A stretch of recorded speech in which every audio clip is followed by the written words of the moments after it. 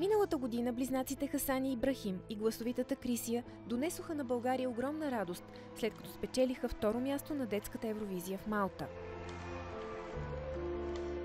Тяхна е заслугата само след броени дни, на 21 ноември, страната ни да бъде домакин на престижния конкурс.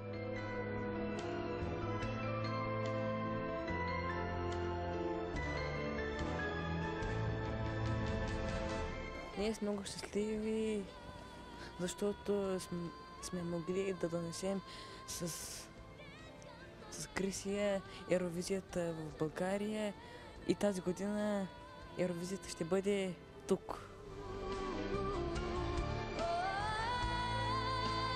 Дарбата на двамата пианисти от Шумен открива баща им Денис, когато момчетата са на 4. Самият той също е музикант и свири на гадулка. Той започна да ни учи с едно акордеонче. И това акордеонче беше намерено в първия ни апартамент и после баща ни помисля, че това акордеонче може да бъде дар от Бога. Оставихме го това акордеонче на средата на салона, как да кажа. Децата го подминаваха така и ние с майката очаквахме някакъв резултат, така да реагират, да видим защо седи това акордеонче. Направо го изкарахме от кашона. И един ден така момичета ми съобщиха близначките. Абе, тати ви казаха, знаеш ли, че акордеона вече го нарамеха близнаци.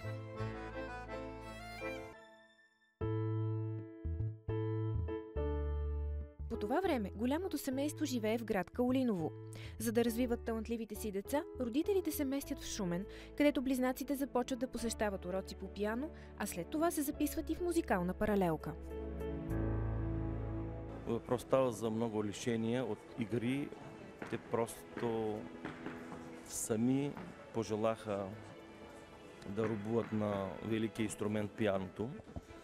На ден свириха по 5-6 часа, а пък като начало, че и повече.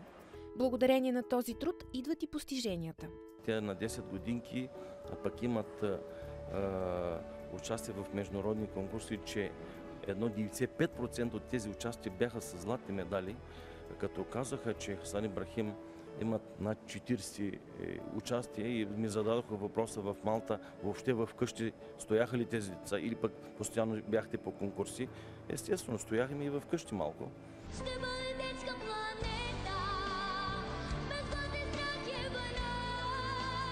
След успеха си на детската Евровизия в Малта миналата година, Хасан и Ибрахим получават десетки предложения за участие в различни концерти. Свирят за Софийската, Пловдивската, Варненската, Шуменската, Добричката филхармонии. След дни им предстои участие в Сливен и Разград.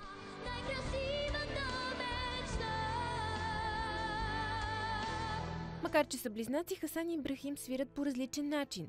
Ибрахим е по-добър в бавната музика, а Хасан в бързите пиеси, разказват момчетата. Преди да излязат на сцената, имат и задължителен ритуал.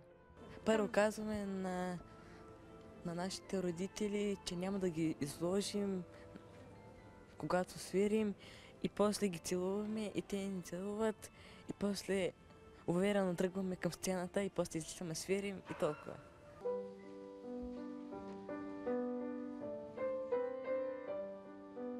Аз и той си мечтаем да станем световно известни пианисти.